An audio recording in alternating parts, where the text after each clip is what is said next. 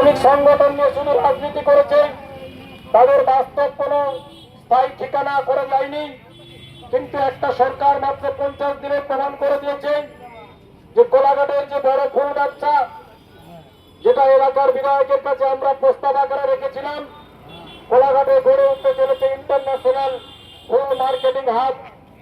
এরপরে কোলাঘাটের রূপরেখা আরো 1 বছরের মধ্যে আপনারা অনেক পরিবর্তন চেঞ্জ দেখতে পারবেন।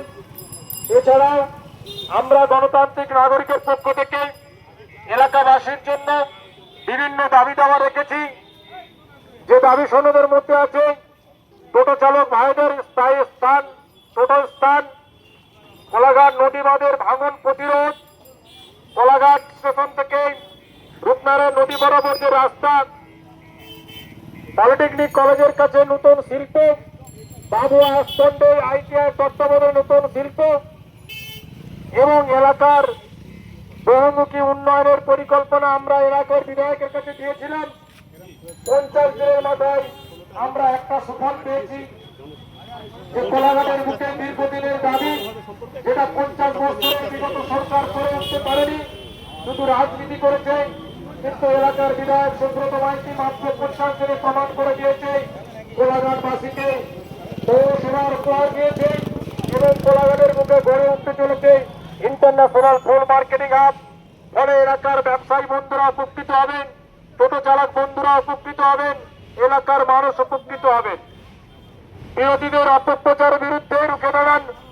বিরোধীদের অপপ্রচারকে কর্ণপাত না করে বিজেপি সরকারের উন্নয়নের যজ্ঞে সামিল হন, এই আহ্বান আমরা রাখছি। এলাকার উন্নয়নের স্বার্থে বিজেপি সরকারকে যেভাবে আপনারা প্রতিশ্রুতি করেছেন, প্রচারকে রুখে দিয়ে উন্নয়নের যজ্ঞে সামিল হন। মাননীয় মুখ্যমন্ত্রী শুভেন্দু অধিকারীর নেতৃত্বে মাত্র 50 দিনের সরকার যে উন্নয়নের কর্মসূচি কর্মযোগ্য নিয়েছে, বিরোধীরা হাহাকার শুরু করেছে। শুধু বিরোধিতার জন্য বাস্তব কোন রূপ দেয়নি। একটা 50 দিনের সরকার প্রমাণ করে দিয়েছে তার বাজেটে। কোলাঘাটবাসী দীর্ঘদিনের স্বপ্ন, যেটা 50 বছরের 35 বছরের বাম জামানা, 15 বছরের তৃণমূল জামানায় করে উঠতে পারেনি, মাত্র 50 দিনের বিজেপি সরকার এলাকার বিধায়ক সুব্রত মাইতির নেতৃত্বে কোলাঘাটবাসীকে পৌরসভা উপহার দিয়েছে।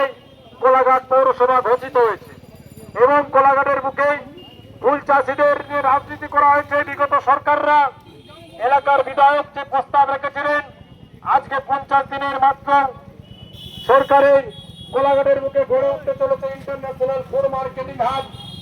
আরো বিভিন্ন দাবি আছে, টোটো চালক বন্ধুদের স্থায়ী টোটো রাখার জায়গা সহ বিভিন্ন পরিকাঠামো